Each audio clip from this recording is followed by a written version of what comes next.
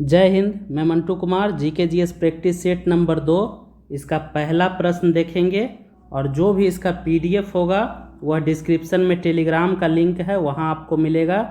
तो पहला प्रश्न इसका है, मीकिर पहाड़ियाँ कहाँ स्थित है? मीकिर पहाड़ियाँ असम में स्थित है। मीकिर की पहाड़ियाँ असम में स्थित है। दूसरा प्रश्न, अदृश्य निर्यात का अर्थ होता है क्या? अदृश्य निर्यात का अर्थ होता है सेवाओं का निर्यात, यानी कि सर्विस एक्सपोर्ट। सेवाओं का निर्यात अदृश्य निर्यात कहलाता है।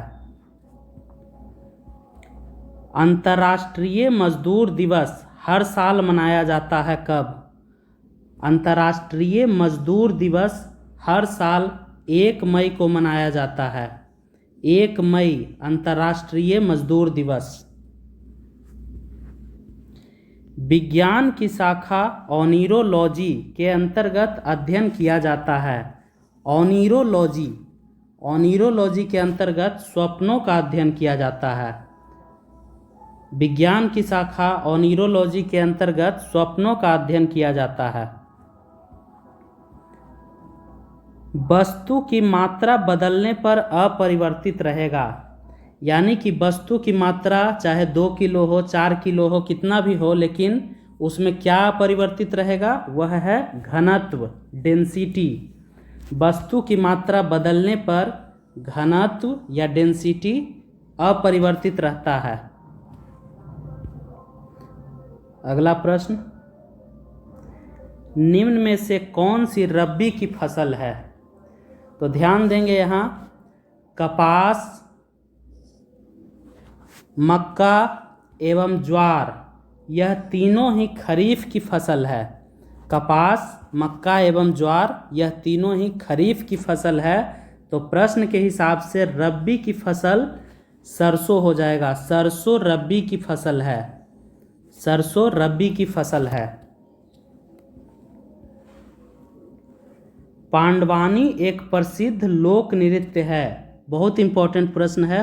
पांडवानी एक प्रसिद्ध एकल लोक नृत्य है। किस राज्य का? छत्तीसगढ़ का। और तीजन बाई इसकी बहुत ही प्रसिद्ध कलाकार हैं। पांडवानी छत्तीसगढ़ का एक प्रसिद्ध एकल लोक नृत्य है। भारत छोड़ो आंदोलन कब प्रारंभ हुआ था? भारत छोड़ो आंदोलन, जिसमें महात्मा गांधी ने करो या मरो का नारा दिया था, इसकी शुरुआत अगस्त 1942 ईस्वी में हुई थी।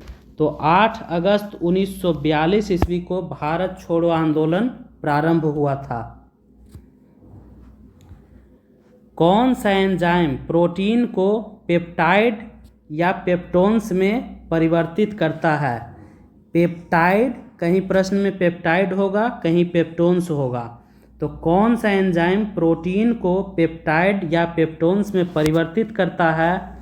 इसका आंसर होगा पेप्सिन। पेप्सिन एंजाइम प्रोटीन को तोड़कर पेप्टाइड या पेप्टोन्स के छोटे छोटे टुकड़ों में परिवर्तित करता है। इनमें से किन अल्पसंख्यकों का उल्लेख भारतीय संविधान के अनुच्छेद 30 में है? बहुत इम्पोर्टेंट, यानी कि अनुच्छेद 30 में जो अल्पसंख्यकों का उल्लेख है उनका संबंध किससे है? तो धार्मिक या भाषाई। इसका सही आंसर होगा धार्मिक या भाषाई।